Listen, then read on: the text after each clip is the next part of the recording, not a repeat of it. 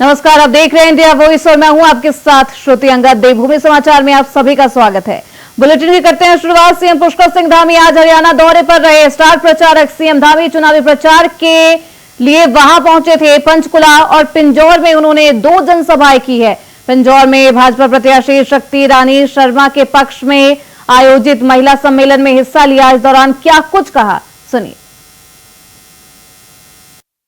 आज मैं आप सभी के बीच में कालका विधानसभा क्षेत्र से भारतीय जनता पार्टी की प्रत्याशी श्रीमती शक्ति रानी शर्मा जी के लिए आप सबका मत, आप सबका आशीर्वाद, आप सबका समर्थन मांगने के लिए आप सबके बीच में आया हूं।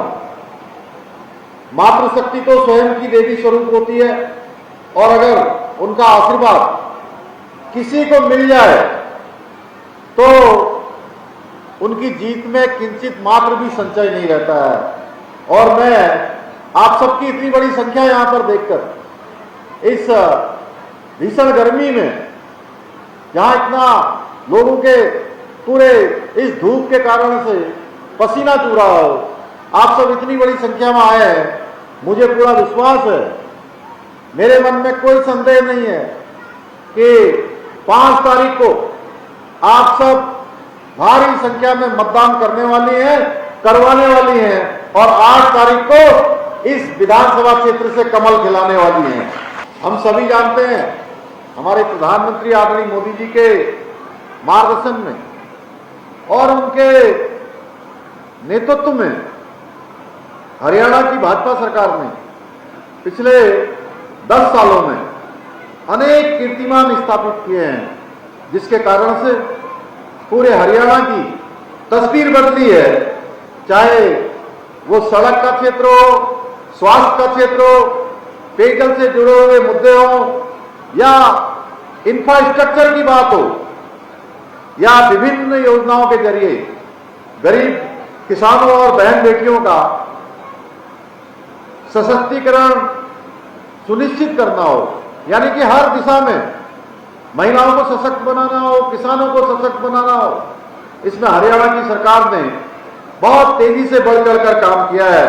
अगर मैं पिछले 10 वर्षों की बात करूं तो 10 वर्षों में 40 बड़े बड़े राष्ट्रीय राजमार्ग बनाने के साथ ही गांव-गांव में सड़कों का जाल बिछाया गया है। इतना ही नहीं, अगर हम पहले की बात करें तो रेलवे का बजट कुछ सैकड़ों रुपए में होता था, उस बजट को 300 करोड़ से बढ़ाकर 3000 करोड़ करने का काम किसी ने ऐतिहासिक काम किया है तो मोदी जी के नेतृत्व में हरियाणा और मोदी जी की सरकार, डबल इंजन की सरकार ने काम किया है। अपने आप में ऐतिहासिक काम हुआ है। 10 गुना रेलवे बजट को बढ़ाने का काम हुआ है। आपको ये जानकर खुशी होगी कि राज्य सरकार के यहाँ के अथक प्रयासों से पहली बार हरियाणा में जो रेशियो है, जो अनुपात है, वो 900 के पार पहुंचने में यहाँ की सरकार ने सफलता प्राप्त की है। जो रेशियो बहुत नीचे हुआ करता था, बेटियों का रेशियो एकदम बहुत कम होता था, भाजपा सरकार ने प्रदेश के अंदर 41 महिला थानों की स्थापना करने के साथ ही राज्य महिला सुरक्षा, नारी सशक्तिकरण का एक अलग प्रकार का माहौल तैयार किया है, जिसका परिणाम यह हुआ है कि आज हरियाणा के 41% सरपंच पूरे हरियाणा के अंदर महिलाएं चुनी गई हैं, जो निडर होकर आज अपने गांव को आगे बढ़ाने का काम कर रही हैं। आज हर क्षेत्र में मातृशक्ति के उत्थान का काम कर रही हैं। और इतना ही नहीं, ये सरपंच बहनें जहां हमारी बहनों को जो बहुत सारे स्वयं सहायता समूह चलाकर वो स्वयं का रोजगार भी कर रही हैं और लोगों को भी रोजगार से जोड़ने का काम कर रही हैं, लखपति दीदी बन रही हैं, अनेक प्रकार के उपक्रम कर रही हैं। नारी सशक्तिकरण की दिशा में एक कदम और आगे बढ़ाते हुए हरियाणा की भाजपा सरकार ने राज्य की पंचायती राज व्यवस्था में महिलाओं के लिए एक बहुत ऐतिहासिक काम किया है, जो मैं आप सबके समक्ष कहना चाहता हूं कि 50% आरक्षण लागू करने का ऐतिहासिक काम भी पंचायती राज व्यवस्था में हरियाणा की सरकार ने किया है। ये काम आप सब लोगों के लिए हुआ है कि आज हर क्षेत्र में 50 आधी आबादी को आधा हक देने का काम यहां की सरकार ने सुनिश्चित किया है। वहीं उत्तराखंड में दंगों के प्रदर्शन के दौरान सरकारी और निजी संपत्ति को नुकसान पहुंचाने वाली पर अब कार्रवाई भी की जाएगी। उत्तराखंड लोक और निजी संपत्ति क्षति वसूली विधेयक 2024 को राजभवन की मंजूरी मिल गई है। अब उत्तराखंड में भी यूपी और हरियाणा की तरह सार्वजनिक और निजी संपत्ति को नुकसान पहुंचाने वाली उपद्रवियों से हुए नुकसान की भरपाई की जाएगी। वहीं मुख्यमंत्री पुष्कर सिंह धामी सहित भाजपा नेताओं ने इस विधेयक को राज्य के लिए जरूरी बताया है। उत्तराखंड राज्य बहुत ही हमारा एक मेल मिलाप से रहने वाला, प्रेम भाव से रहने वाला राज्य है। यहाँ पर दंगा है, उपद्रव है, आगजनी है, तोड़फोड़ है, इसका कोई स्थान नहीं है। कुछ एक समय पर पहले के समय में हुआ है कि कहीं पर लोगों ने इस प्रकार का प्रयास किया है, राज्य का जो माहौल है वो खराब करने का प्रयास किया है। इसलिए भविष्य में इस प्रकार की घटनाएं होना तो बहुत दूर की बात, कोई सोचे भी ना है। इसलिए दंगारोधी कानून एक विधेयक के रूप में उसको मान्यता मिल गई है। राज्यपाल महोदय ने भी कल अपनी स्वीकृति उसमें प्रदान कर दी है और इसके लागू होने के बाद अब कभी भी कोई भी दंगा करेगा, तोड़फोड़ करेगा, आगजनी करेगा, सरकारी संपत्ति, निजी संपत्ति का नुकसान करेगा तो उसके दंगे से होने वाले नुकसान की एक एक पाई की भरपाई उसी दंगा करने वाले से वसूल की जाएगी। मुझे आप ये बताइए, भाजपा को आज 7.5 साल हुए, पहले भी उत्तराखंड में भाजपा रही, उत्तर प्रदेश में रही, क्या आज तक जो अन्यायी हैं, जो गलत काम करते हैं, क्या उनके लिए कानून नहीं था? आप कानून का पालन नहीं करते, क्यों? खोखली बात है क्यों? मुझे आप बता दो, संविधान में, न्याय व्यवस्था में हर चीज के लिए कानून, अगर कानून की तर्ज पर अगर आप सही पालन करेंगे तो जो अन्याय कर रहा है उसको दंड मिलेगा, जो सही है उसको सही। अगर हल्द्वानी के दंगे की बात करें तो सरकार ने कराया और उसके अलावा मुझे लगता नहीं कि उत्तराखंड में कहीं दंगा हुआ है। अगर दंगा हुआ है तो उसमें भी कहीं कहीं भारतीय जनता पार्टी के पदाधिकारियों की संलिप्तता आपको साफ साफ दिखाई देगी, चाहे वो रुद्रपुर का दंगा था। तो सरकार ने आंदोलनकारियों को उनकी आवाज को दबाने के लिए पहले यहाँ से धरना स्थल हटाकर काला पानी बना दिया, देहरादून जो है परेड ग्राउंड से हटाकर उसे काला पानी बना दिया ताकि कोई भी आवाज उठाए तो सरकार के कानून तक न पहुंचे और उसको प्रेस मीडिया वहां तक न पहुंच पाए। फिर जो है सरकार दंगाइयों के नाम पर जो आंदोलनकारी हैं, चाहे वो भू कानून वाले हों, चाहे जो है मूल निवास वाले हमारे साथी हों, चाहे हमारे बेरोजगार संगठन के लोग हों, चाहे कांग्रेस पार्टी के लोग हों, चाहे महिला कांग्रेस के लोग हों, चाहे अन्य सामाजिक संगठन हो, जो आज सरकार से त्रस्त होकर सड़कों पर उतर रहे हैं और सरकार के खिलाफ आवाज बुलंद कर रहे हैं, उन सबकी आवाज दबाने के लिए सब किया गया। तो कांग्रेसी पागल हुए हैं। देखिए, कांग्रेस को सत्ता में रहने की आदत थी और आज पिछले 10 साल से वो सत्ता से बाहर हैं। आप आम जनमानस से अगर बात कीजिए, देश का पैसा है, जनता का पैसा है, उसकी बचत होगी, समय की बचत होगी, देश का विकास होगा। तो मैं अपने कांग्रेसियों से कहना चाहूंगा, आप वो सुबुद्धि दे, नहीं तो यहाँ की जनता ने जो आपका हाल किया उससे बुरा हाल आपका होने वाला। वहीं मुख्यमंत्री पुष्कर सिंह धामी ने प्रीमियर लीग में हिस्सा लेने वाले सभी खिलाड़ियों और कई जिलों की टीम को शुभकामनाएं दी है और कहा है कि उत्तराखंड प्रीमियर लीग जैसे प्रतियोगिताओं से हमारे प्रदेश के खिलाड़ियों को एक नया मौका मिला है। सभी खिलाड़ियों ने इस प्रतियोगिता में अपना सर्वश्रेष्ठ प्रदर्शन किया। मुख्यमंत्री ने कहा कि राज्य सरकार खेल के क्षेत्र में लगातार काम कर रही है। राज्य में खेलों और खिलाड़ियों को हर प्रकार से प्रोत्साहित करने के उद्देश्य से नई खेल नीति लागू की है। इस नीति के तहत राष्ट्रीय और अंतर्राष्ट्रीय स्तर पर पदक लाने वाले खिलाड़ियों को आउट ऑफ टर्न सरकारी नौकरी देने की शुरुआत की जाएगी। मुख्यमंत्री ने कहा है कि राज्य सरकार द्वारा राज्य की सरकारी नौकरियों में 4% खेल कोटे को लागू कर दिया गया है।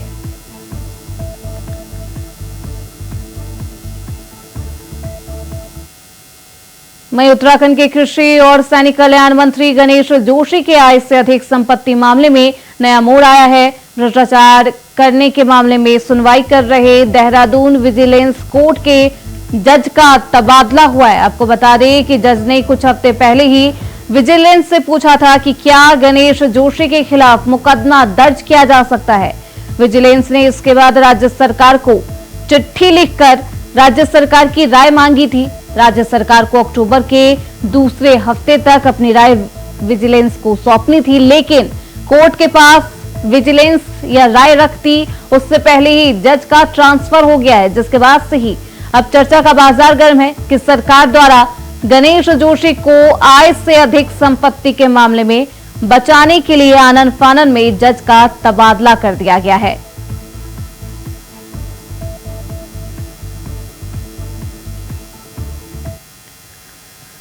वही खबर देहरादून से है, जहां खाद्य मंत्री रेखा आर्य ने समीक्षा बैठक की है। प्रदेश में चल रही केंद्र राज्य पोषित योजनाओं, गतिमान विभागीय योजनाओं और कार्यक्रमों के संबंध में समीक्षा की गई। खाद्य मंत्री ने कहा कि खाद्य विभाग के अंत्योदय PHS कार्ड धारकों और राज्य खाद्य योजना के कार्ड धारकों को PDA सिस्टम द्वारा दिए जा रहे खाद्य सामग्रियों जैसे चावल, गेहूं और मुफ्त गैस रिफिलिंग की सुविधा प्रदान की जा रही है। इसके साथ ही खाद्य मंत्री ने मुफ्त गैस रिफिलिंग के लिए अभी तक बजट जारी नहीं किए जाने पर सख्त नाराजगी भी जताई। नाराजगी जताते हुए कहा कि जल्द ही इस संबंध में प्रस्ताव तैयार कर आगामी कैबिनेट में प्रस्तुत किया जाएगा, जिससे प्रदेश के लगभग 1,84,000 परिवार मुफ्त गैस रिफिलिंग योजना का लाभ प्राप्त करते रहेंगे। खाद्य विभाग की अंतर्गत जितने हमारे, चाहे हमारे PHS कार्ड धारक है, चाहे हमारे अंत्योदय कार्ड धारक है, चाहे हमारे राज्य खाद्य योजना के कार्ड धारक है, उनको PDA सिस्टम से दिए जा रहे, चाहे वो गेहूँ हो, चावल हो, चीनी हो या मुफ्त गैस रिफिल के अंतर्गत उनको गैस प्रोवाइड करना हो, उन सब की आज जो है समीक्षा की गई है।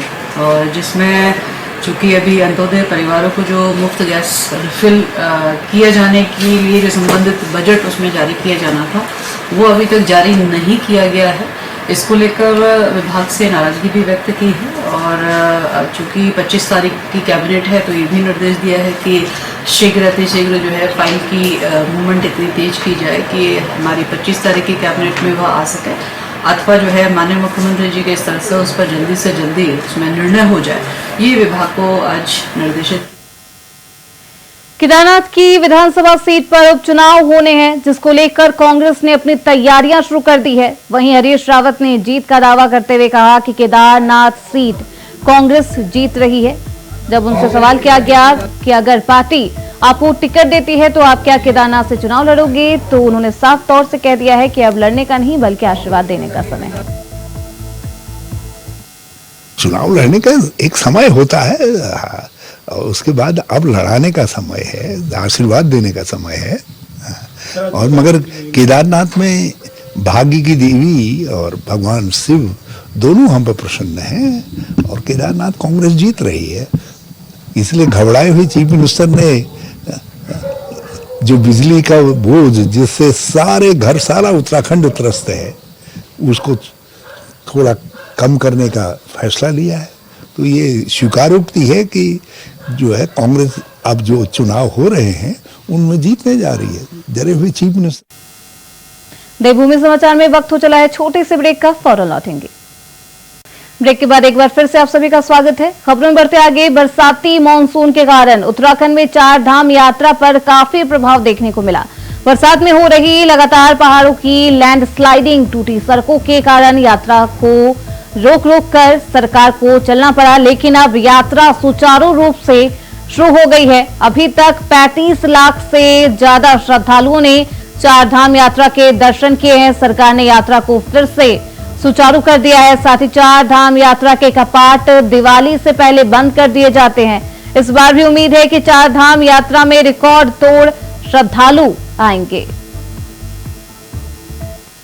आप जानते हैं कि अभी विगत दिनों में मानसून का असर काफी प्रभावी रहा, उसके कारण यात्रा बाधित भी हुई और सड़क मार्ग भी कई स्थान पर बाधित हो रहे थे। केदारनाथ का जो पैदल मार्ग था वो भी क्षतिग्रस्त हो चुका था, लेकिन प्रदेश सरकार के स्तर से जिस प्रकार से राहत और बचाव के कार्य किए गए, पुनर्स्थापना के जो कार्य किए गए, उनके कारण से मार्ग जो बाधित हो रहे हैं उनको तत्काल खोल दिया जा रहा है और यात्रियों की, श्रद्धालुओं की संख्या जो बरसात के मौसम में वैसे भी घट जाती है, काफी कमी आ जाती है, लेकिन जैसे ही मानसून का असर थोड़ा कम होता जा रहा है तो उस हिसाब से श्रद्धालुओं की संख्या, तीर्थयात्रियों की संख्या धामों में बढ़ रही है और हमारे स्तर से जो भी श्रद्धालु तीर्थयात्री धाम में पहुंच रहे हैं उनकी यात्रा सुखद हो, उनके दर्शनों की व्यवस्था सुगम और सरल हो, इसके लिए निरंतर वही खबर मसूरी से है, जहां प्रांतीय चिकित्सा स्वास्थ्य सेवा संघ के आह्वान पर सरकारी अस्पतालों में कार्यरत डॉक्टरों ने मांगों के समर्थन में विरोध जताया है। मसूरी उप जिला चिकित्सालय में कार्यरत डॉक्टरों ने काली पट्टी बांधकर अपना विरोध दर्ज कराया। इस मौके पर डॉक्टर खजान सिंह चौहान और डॉक्टर अभिनव वैदिक ने कहा कि प्रांतीय चिकित्सा स्वास्थ्य सेवा संघ ने लंबित मांगों को लेकर 4 अक्टूबर से कार्य बहिष्कार करने का ऐलान किया है। प्रदेश भर के डॉक्टरों ने काली पट्टी बांधकर सांकेतिक विरोध शुरू कर दिया है। संघ ने चेतावनी दी है कि चरणबद्ध तरीके से आंदोलन चलाया जाएगा। मांगों का समाधान न होने तक आंदोलन वापस नहीं लिया जाएगा। हम लोग खाली प्रदर्शन कर रहे हैं काली पट्टी बांधकर, क्योंकि बड़े लंबे टाइम से हमारी कई मांगे हैं जो कि विभाग और तथा हमारे उच्च अधिकारी और जो बड़े लोग हैं वो लोग हमारी सुन नहीं रहे हैं। तो उसमें से मेन मुद्दा हमारा है जो डीपीसी है, जितने हमारे सीनियर हैं उनकी डीपीसी नहीं हो रही है, प्रमोशन नहीं हो रहे हैं। अगर प्रमोशन नहीं होंगे तो ढंग से हर पद के हिसाब से कोई ट्रांसफ़र नहीं होगा। दूसरा, लोगों का एसडीसीपी नहीं लग रही है, उनकी जो सैलरी हाइक नहीं होगा। फिर तीसरी हमारी एक मांग है कि मसूरी को इन लोगों ने दुर्गम बना दिया है, जो कि पूर्व में 2018 तक दुर्गम था। तो अब यहाँ लोग आना नहीं चाह रहे हैं डॉक्टर, इसीलिए आपने देखा होगा कि डॉक्टर कम से कम होते जा रहे हैं।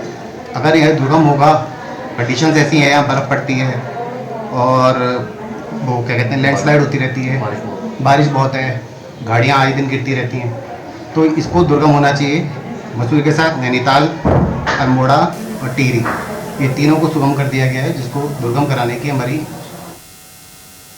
वहीं शहर में आए दिन महिलाओं के साथ हो रही अप्रिय घटनाओं को रोकने के उद्देश्य से प्रशासन ने कमर कस ली है। लगातार ऑटो चालकों द्वारा छेड़खानी करने की खबरों के बाद डीएम ने एक एसओपी जारी किया है। जारी करते हुए तय किया गया है कि ऑटो पर अब उनके रूटों के हिसाब से कलरिंग सहित चालकों का सत्यापन, आई कार्ड की व्यवस्था की जाएगी। वहीं आरटीओ द्वारा टेम्पो की फिटनेस भी जांची जाएगी। आपको बता दें कि यह सब पहले भी कई बार हो चुका है, पर कुछ दिन के बाद वही पुराना ढर्रा पर ऑटो शहर में दौड़ते मिल जाते हैं। देखना होगा कि इस बार किस हद तक इस कवायद को अमली जामा पहनाया जाता है। डीएम साहब द्वारा एक एसओपी जारी की गई है और इसमें एक कमेटी बनाई है। कमेटी में परिवहन विभाग और हमारे एक आरआई भी होंगे, पुलिस विभाग और प्रशासन से अधिकारियों की कमेटी है, जिसमें हमारी गौला रोखड़ जो से ज़मीन है वहाँ पर रूट वाइज सभी ऑटो को बुलाया जाएगा। उनके वाहन स्वामी, उनके ड्राइवर आएंगे, अपने कागजात लेके आएंगे। पुलिस वेरिफिकेशन के लिए मौके पे ही जो पुलिस विभाग से अधिकारी हैं वो उनके कागजों का सत्यापन के लिए डॉक्यूमेंट्स लेंगे। बाकी फिटनेस मौके पे चेक की जाएगी, हमारे आरआई भी रहेंगे उसमें। और जो रूट्स हैं और जो गाड़ियों के नंबर हैं उस पर कलर कोडिंग के हम स्टिकर्स लगाएंगे। और महिला सुरक्षा के दृष्टिगत उसमें मालिक का नाम, नंबर और जो हेल्पलाइन नंबर हैं, जैसे 108 हुआ, 112 हुआ, 100 नंबर हुआ और हमारे पुलिस विभाग का नंबर। वहीं प्रदेश के नेशनल हाईवेज पर कई बार गलत तरीके से खुले कट हादसों को न्योता देते हैं, जिन पर इनकी गंभीरता को देखते हुए उत्तराखंड का ट्रैफिक निदेशालय हाईवेज पर खुले सभी कटों का सर्वे करने जा रहा है, जिसके लिए निदेशालय की तरफ से प्रदेश के सभी कप्तानों को निर्देश जारी किया गया है, जो सभी थाना क्षेत्रों में पड़ने वाले नेशनल हाईवेज पर रिपोर्ट तैयार करेंगे। और साथ ही हिदायत उत्तराखंड पुलिस के ट्रैफिक निदेशक अरुण मोहन जोशी ने कहा है कि किसी भी कट के चलते किसी भी थाना क्षेत्र में कोई भी दुर्घटना होती है तो उसकी जिम्मेदारी भी अब से थाना अध्यक्ष की ही होगी।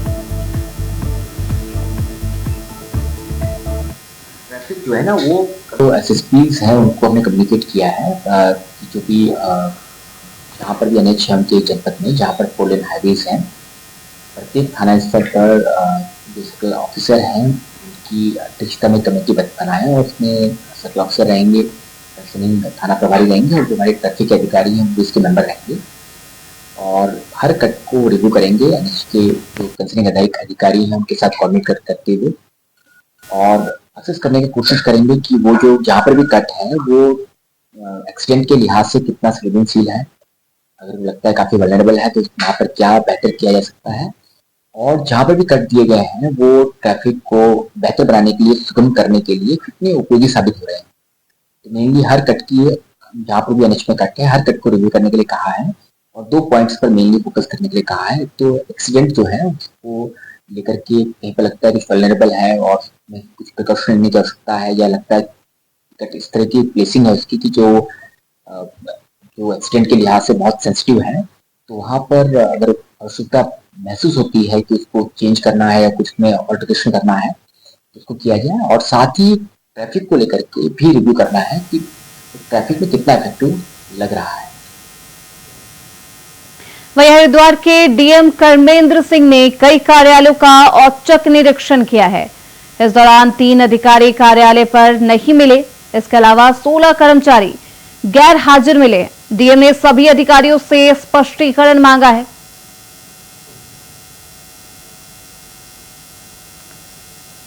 तो इसके बाद हड़कंप भी मच गया अधिकारियों में, और कर्मेंद्र ने उनकी ये औचक निरीक्षण किया गया, जिसके बाद कई अधिकारी थे जो मौजूद नहीं थे। खबरों में बढ़ते आगे, नई टिहरी नगर पालिका द्वारा अक्टूबर 2021 को 3 साल पहले 55 लाख की लागत से ट्रमल मशीनें खरीदी गई है, जो 5 सेकेंड भी नहीं चली, और नगर पालिका नई टिहरी के अधिकारियों और कर्मचारियों द्वारा ट्रमल मशीन खरीदने वाले ठेकेदारों को ट्रमल मशीन बिना चलाए 35 लाख रुपए पहले दिए हैं, जिससे नगर पालिका और ठेकेदार की मिलीभगत उजागर नहीं हुई। बता दें कि इस मामले में अभी तक उत्तराखंड सरकार में बैठे शहरी विकास मंत्री और सचिव ने कोई कार्रवाई नहीं की है, जबकि सामाजिक कार्यकर्ताओं ने शासन प्रशासन से इसकी जांच करने की मांग करने के साथ ही दोषियों के खिलाफ कड़ी कार्रवाई करने की मांग भी की है।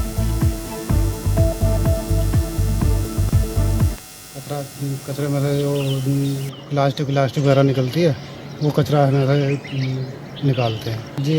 जैसे कुछ दामों में नीचे चली जाती है गाड़ी, और हमें तो यहाँ दिक्कत हो रही है। या पानी की समस्या ज़्यादा है, पहली बात तो ये है, और जो कमरे बने हुए हैं। इसी के साथ देवभूमि समाचार में बस इतना ही। देखते रहिए इंडिया वॉइस।